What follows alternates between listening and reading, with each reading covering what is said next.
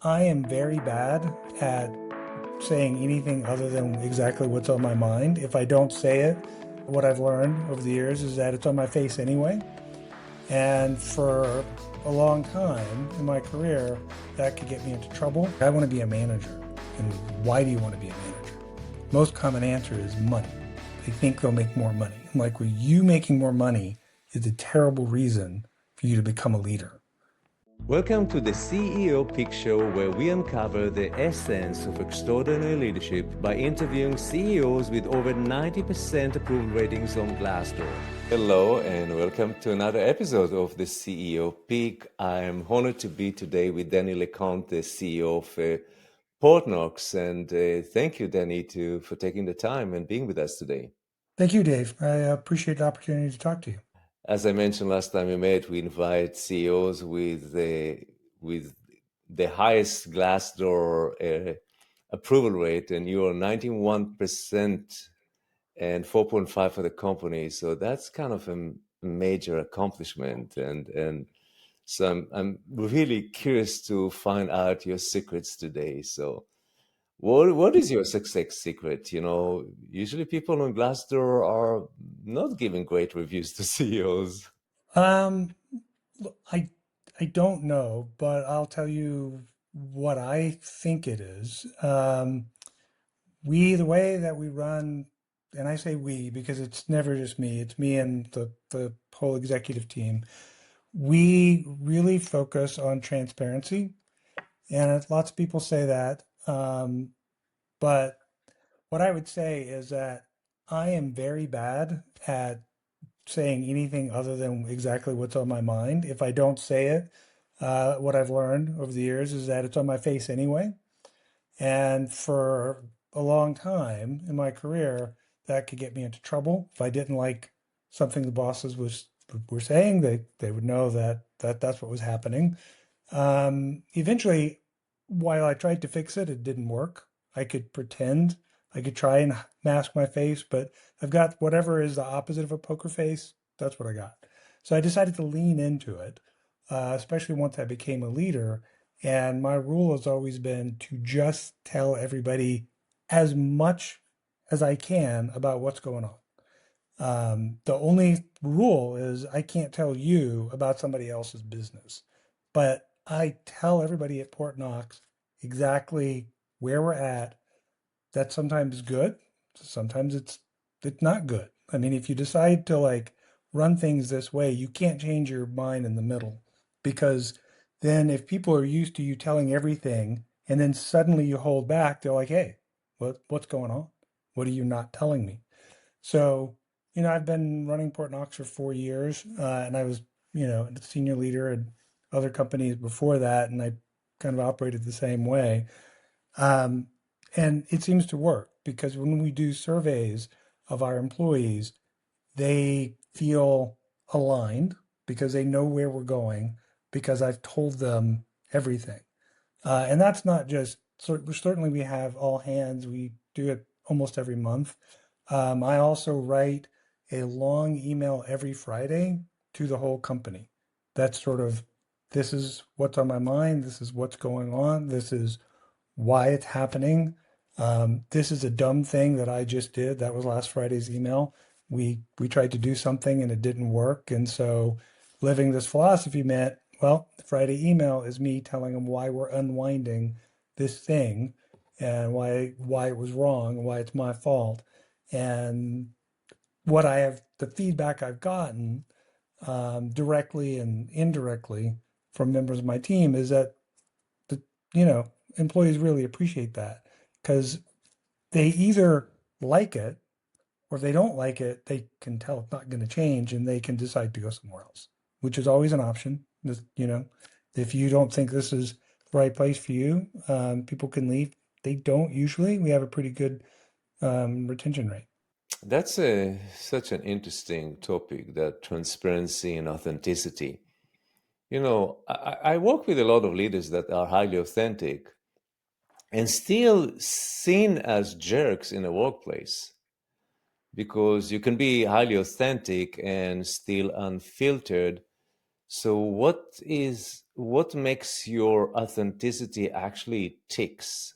Well, I think if if you're being an authentic, jerk, then yeah, I mean, people aren't going to like that. You do, I think, have to. I mean, I don't know if I would say I'm nice. I don't know that that's the word people would use for me, but I do care about my employees and I do try to convey that. A lot of times is I get it. Once I took this job, there's a lot of pressure to hit numbers and to get people to perform. And the one of the things that is fairly easy is to imagine what you should be doing, where you should be, where you want the team to be. You could do that in seconds. It is harder for the team to deliver. And sometimes I think leaders get very frustrated and they think if they just yell at the team or pressure the team more, they'll get more out of them. My experience as an employee was that didn't work. I didn't enjoy being on the other end of that.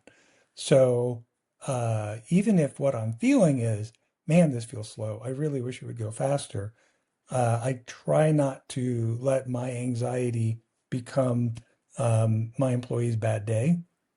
Maybe it's a combination actually of that authenticity with vulnerability.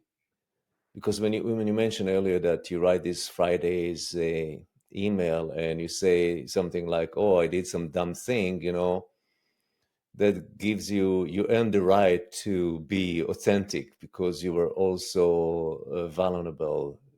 Did I get that combination of authenticity and vulnerability? Maybe I do try to I try to let the team know that they can mess up.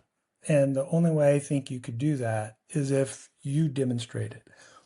Partly what I will say is again, I did not become a CEO until I was in my 50s. So most of my career, I haven't been the boss. But I've had a lot of bosses. Some have been fantastic exemplars and some have been cautionary tales.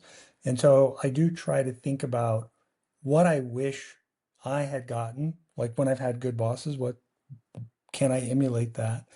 Um, and so I don't know. I guess I don't think about it as vulnerability. I guess that's fair. To me, it's more leading by example. So I want people, especially in a startup, we're a relatively small company. I want people to try stuff. Some of that stuff is not going to work.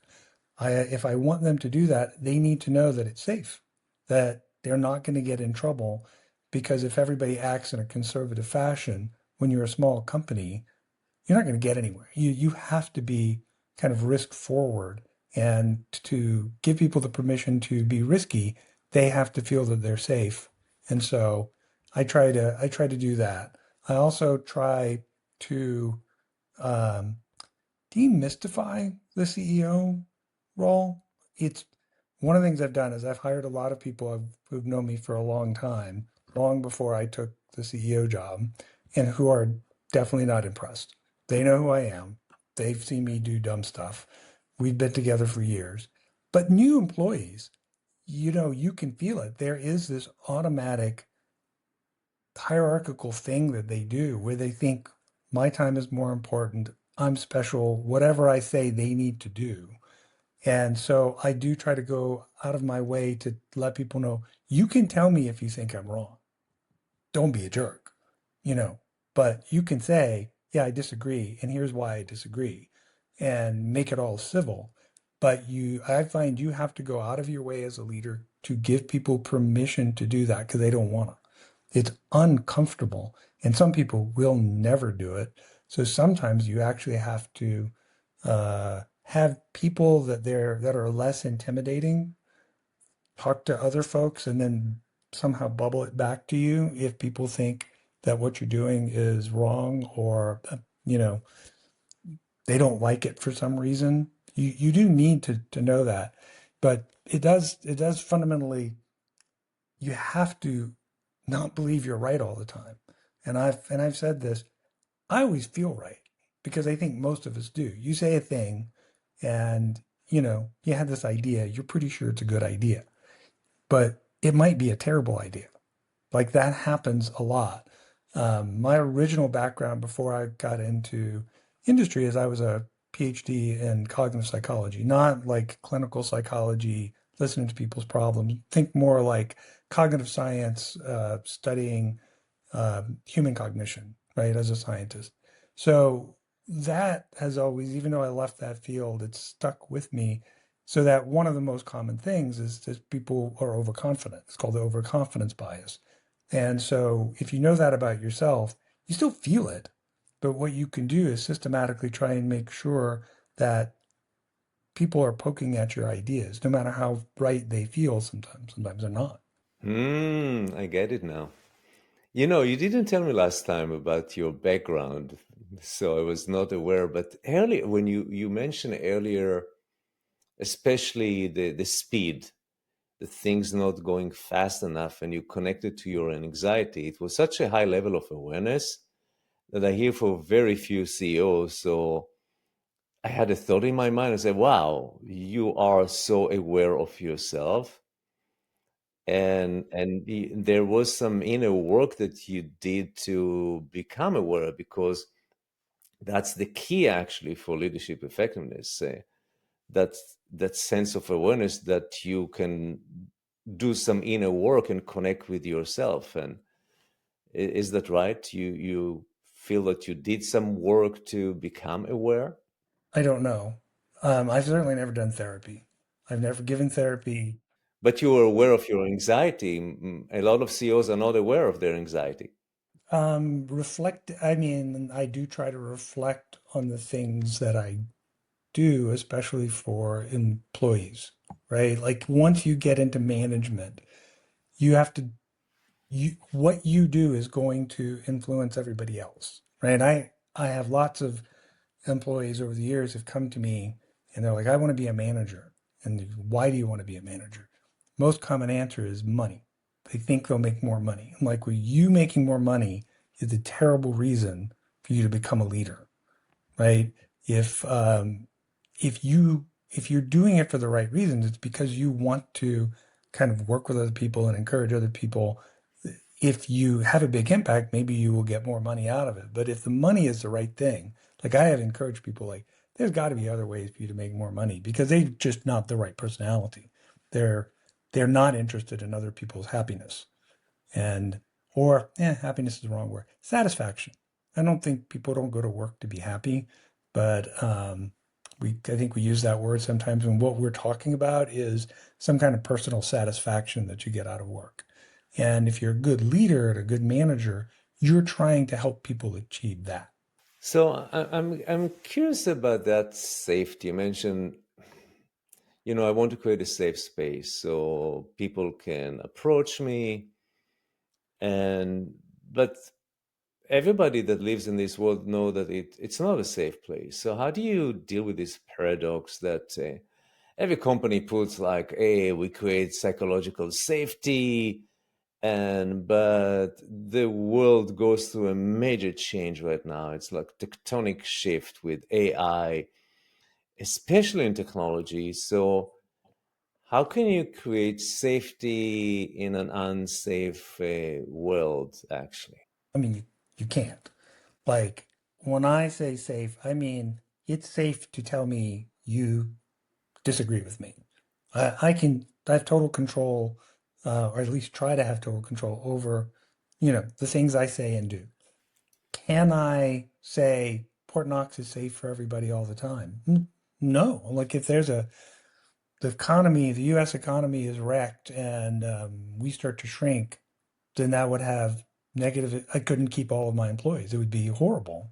But I would also have to, you have to keep the business alive. You'd have to do something. So in that sense, you can't promise safety. You can't, and you shouldn't promise people things you can't. So when I say it's safe to talk to me, it's safe to challenge your boss, like that just means within the context that our business is healthy, you should be able to challenge leaders, and we're not going to like put our thumb down on you and tell you to shut up and do what we told, right? That's I think as much as you can promise, because you're right. Like AI is changing the world.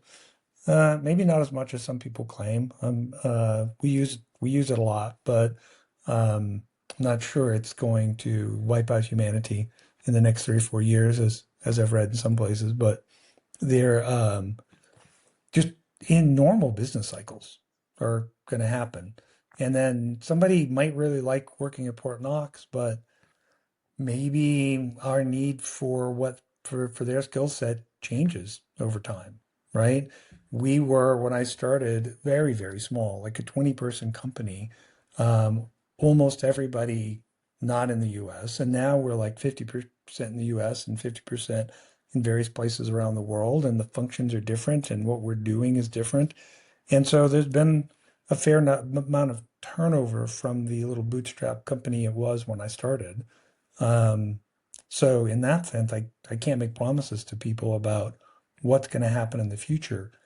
All I can do is, again, be super transparent. This is who we are. This is what we're trying to accomplish. This is, if anybody talks to me specifically about their role, I can tell them, well, this is what your job for us to become the kind of company we're trying to become would be. But if we get big enough, there's people who love it at the current size who will not like it anymore and who might not even fit anymore, right? There's people who thrive in a big company and they can handle the bureaucracy. And then there's people who really like small companies where they have one finger in every single project and they get really upset if they can't know what everybody's doing all the time. Well, eventually you might grow the company so that you don't fit it anymore. In which case, hugs for everybody, and then you should go find another little company and help them the way you helped us, right? That goes for me too. There will be a size for Port Knox where maybe somebody else would be the right the right leader. I don't know. That's something the board would decide. I like to circle back and double click on this demystified CEO. Like, I love the notion of safe to disagree, that you give permission to disagree with the CEO. But how does it look in let's look at the leadership team first, you know? So that permission, how you do you handle conflict in a leadership team? What does it look like when people have permission, and is there tension in there? What is your sense of healthy conflict within the leadership team? Well, healthy is the key word. I have definitely been parts of leadership team that have a lot of conflict, and there are certain things, certain groups are in natural tension with other groups. Sales and marketing are always in a kind of a natural tension. Product management and engineering have a natural tension. So my first thing was to try really hard to hire people who get along, who see the world the same way, so that we remove as much tension as possible.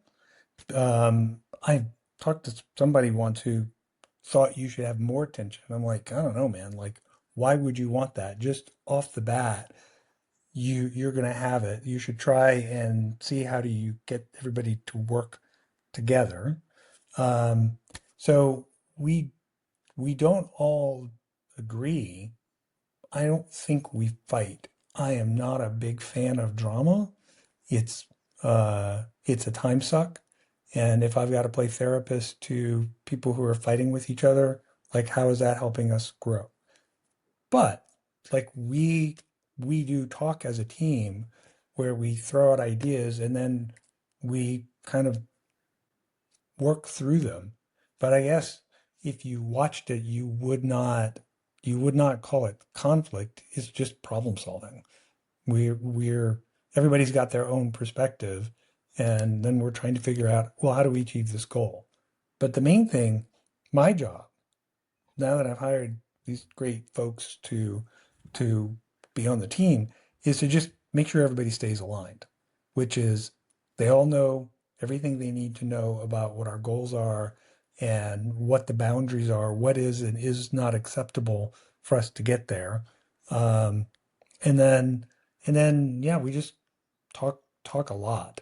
I mean, we have the advantage we're not that big, and we all live in the same city. We don't. go into the office every day, but we do go into the office once a week and meet as a team and try and spend time together so that we have a relationship as humans, not just as colleagues. It can work. I've been in companies where the executive team kind of hated each other. At least some members did, and yet incredibly high performance. That is possible. I would not enjoy that. I like don't don't thrive in conflict.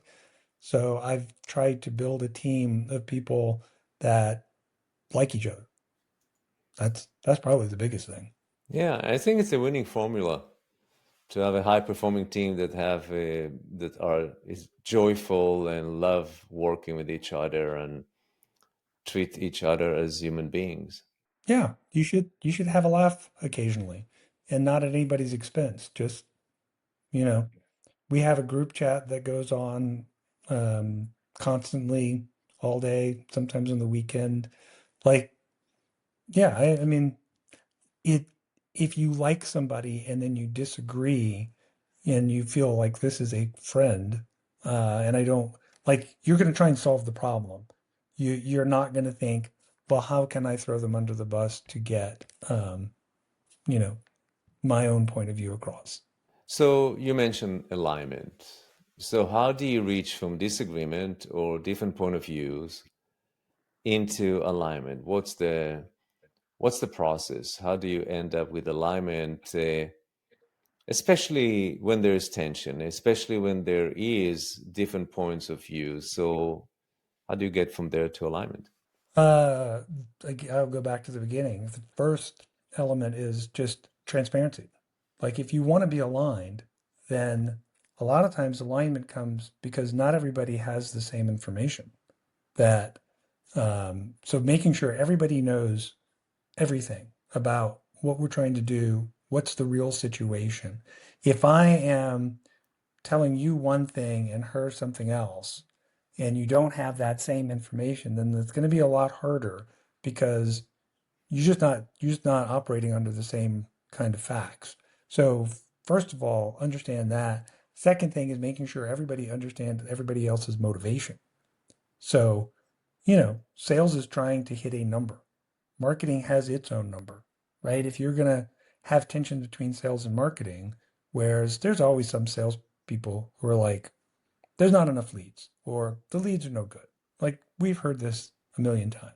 And you can have the tension coming from the other way where marketing thinks sales is not doing enough with the leads that you're giving them. Those are just kind of perennial fights.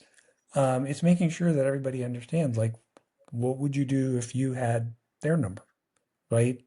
And again, talking through it. I don't know that there's I feel like I don't have a great answer for this. We don't have a lot of tension, but mostly it's a if you've hired people who like each other, you maintain a good team, there will be tensions in the sense that there's problems that you need to solve. But then when we when numbers are not working out right, the approach my team takes is we go and discuss it and like, how are we going to solve this problem?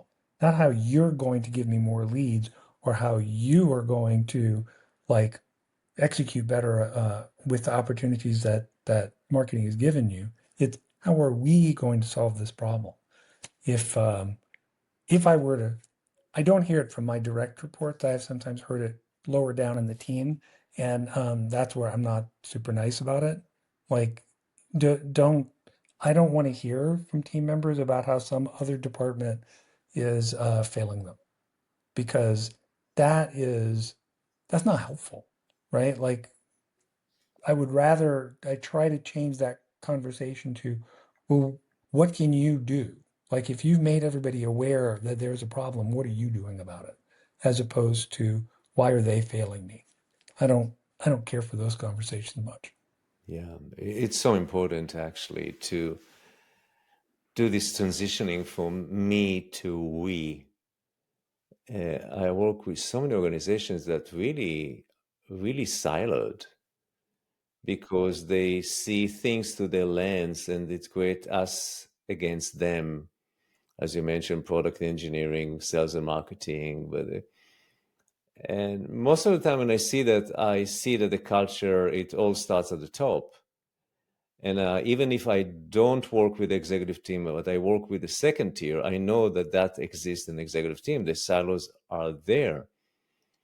And so, and I sense from you that there's kind of an empathy that you expect the peers, the leadership team to share empathy, listen to each others, and create that. And you said, okay, I want to align them, so I make sure that they have all the information that they want, and the motivation, understanding motivations.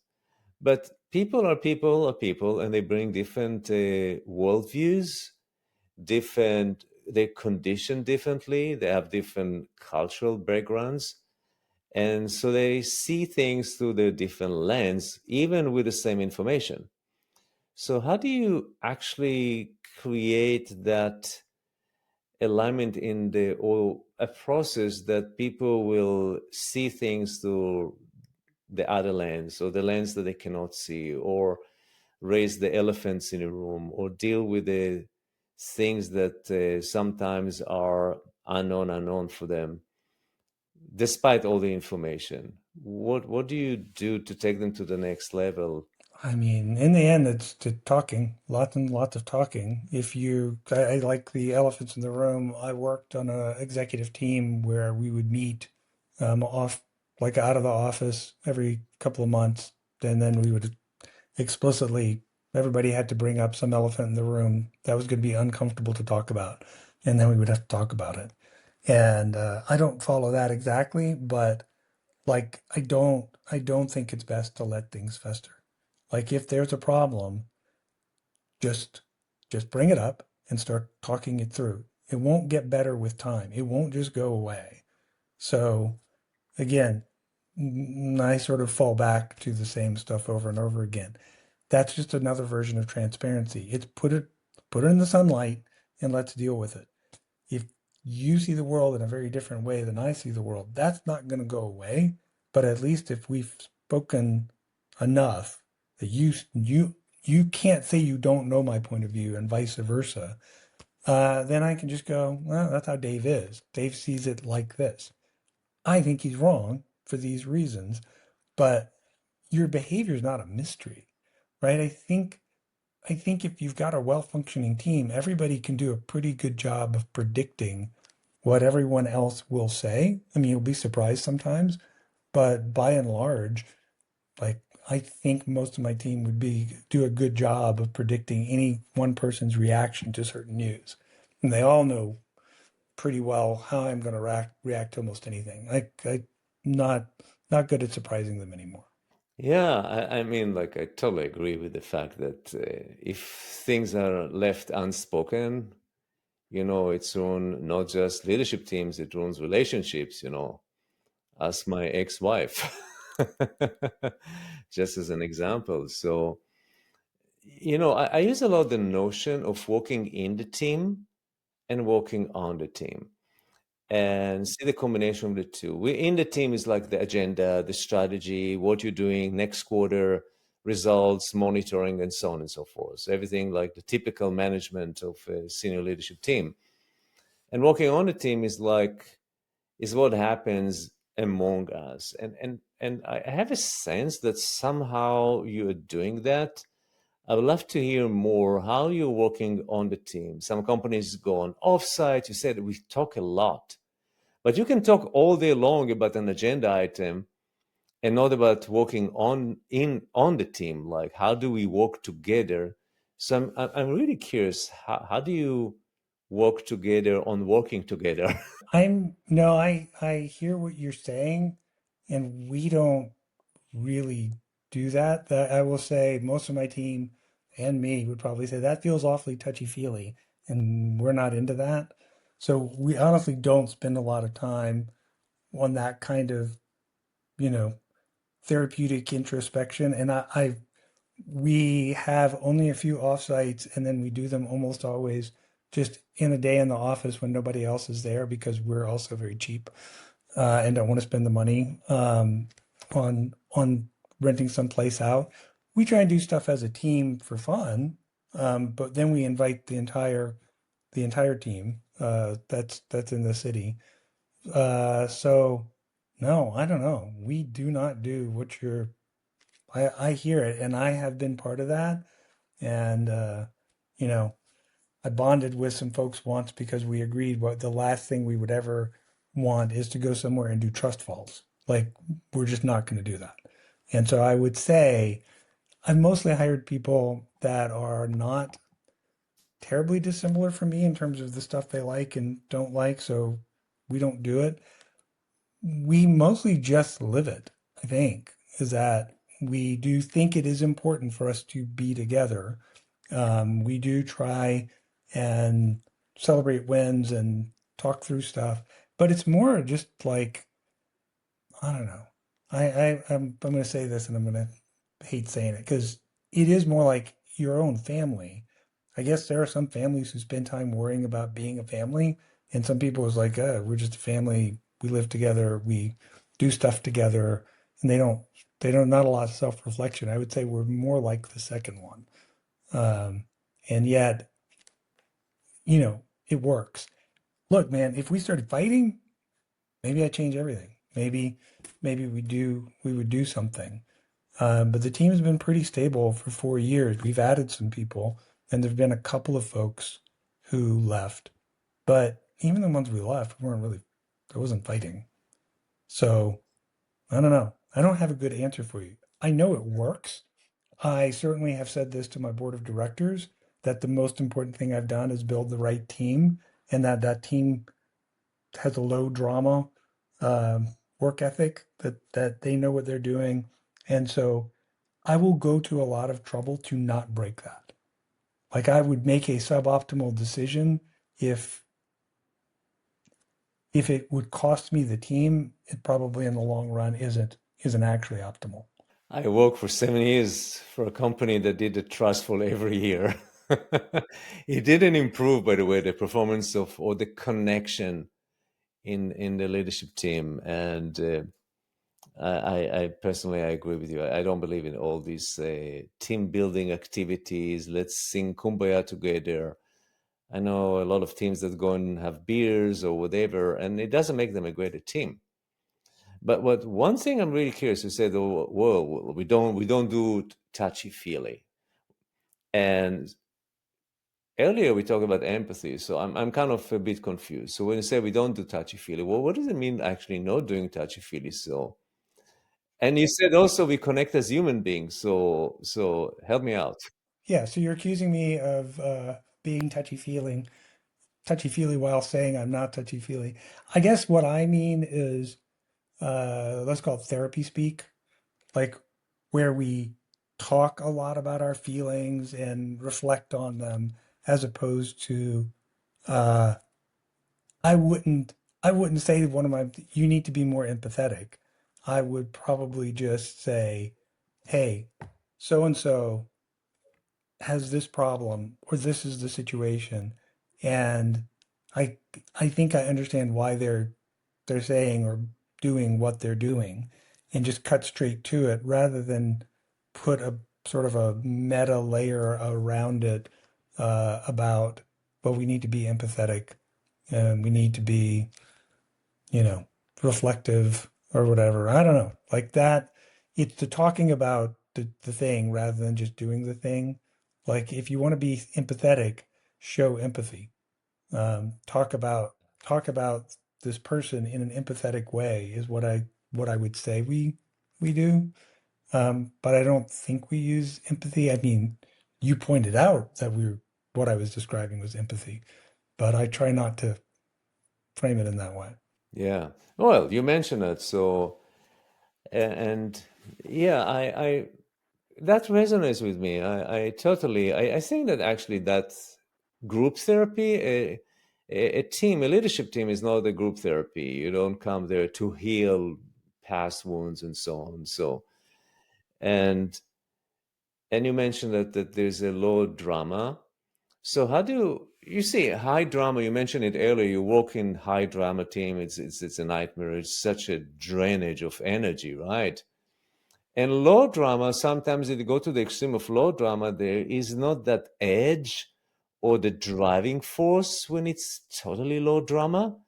So what is the right, the right mixture of being like having this drive with the right drama, which is not low and not high, but just right for the team to deal or face the reality of the markets and the future of the organization? Well, let me refine it. What I would say is drama within the team is just a time suck.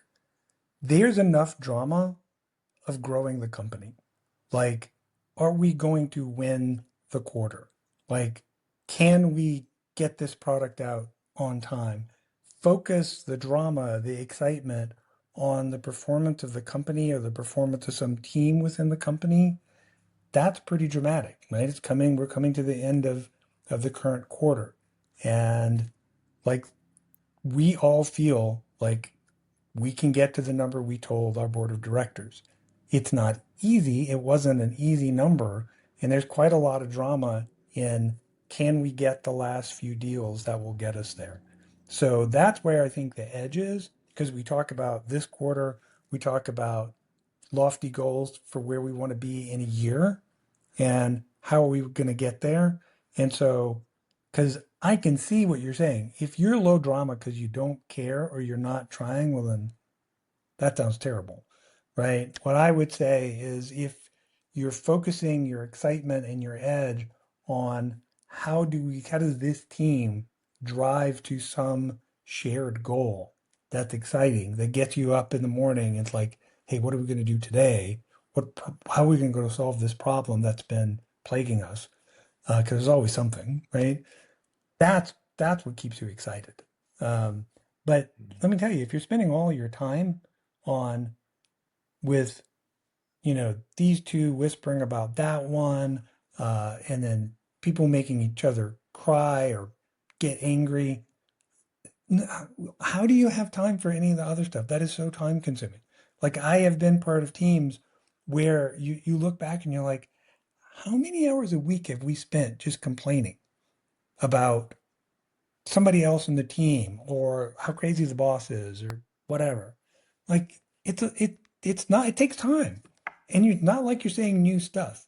Generally, you're going to lunch and you're just kind of plowing the same ground because nothing's changing in these interpersonal dramas.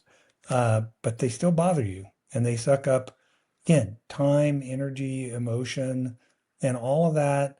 I spent a lot of my career as a product manager, and I think about everything in terms of opportunity cost. And so, if you are spending all of your effort, on some interpersonal stuff, you're not thinking about how to make the company better in some way.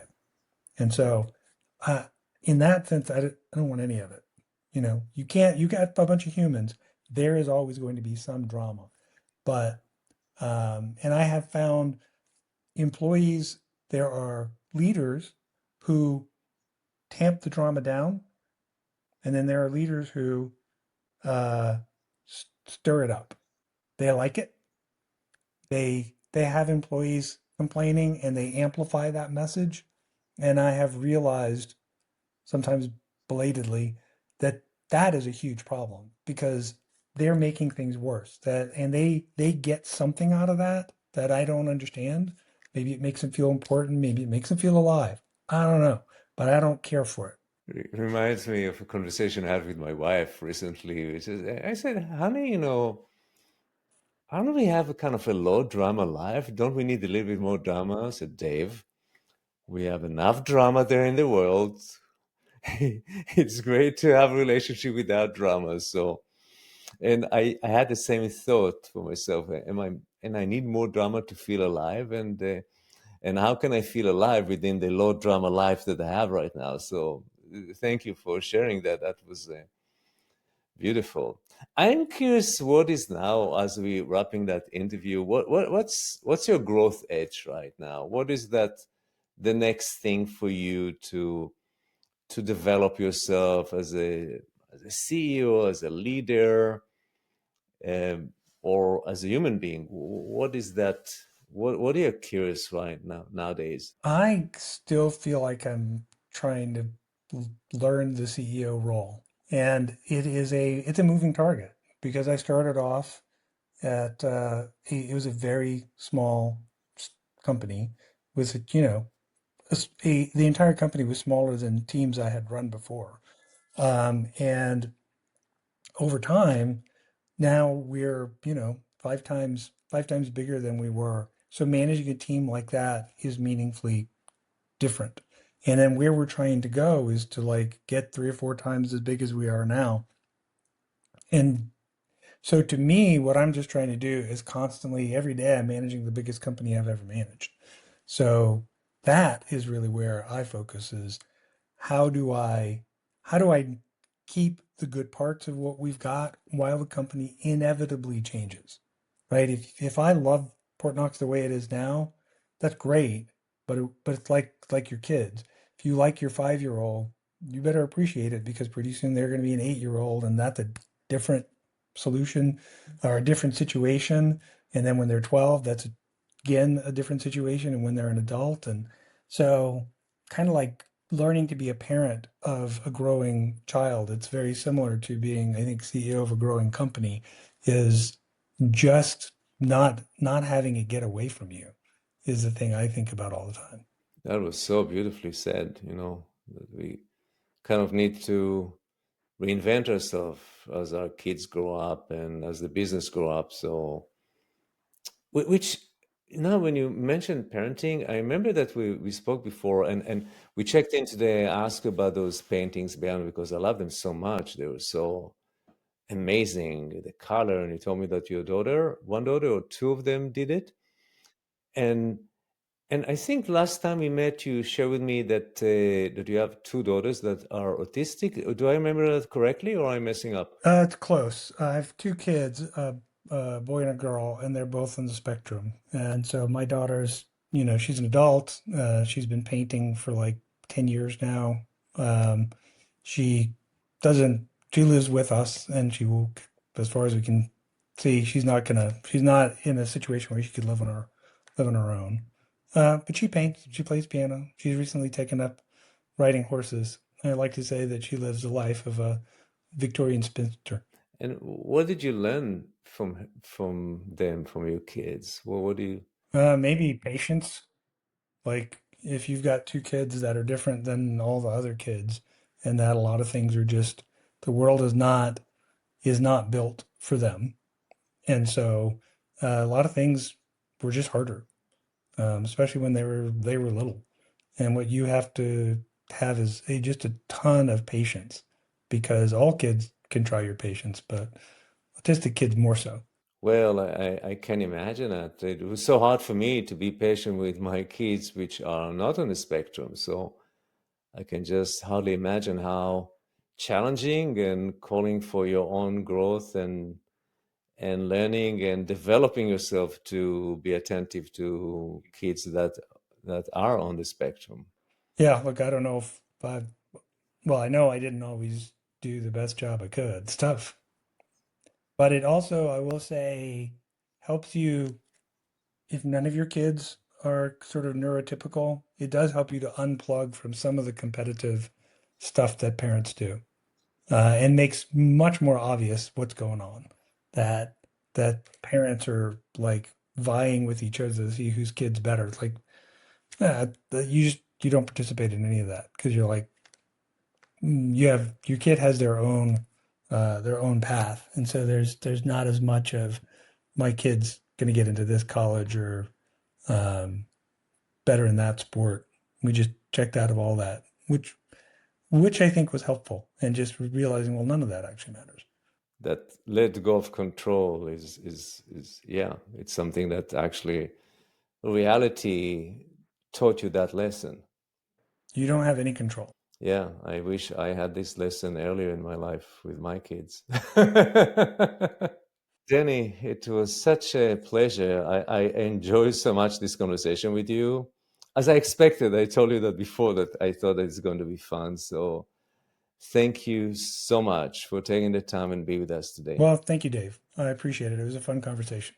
And thank you for watching the show, and I'm looking forward to see you in the next episode.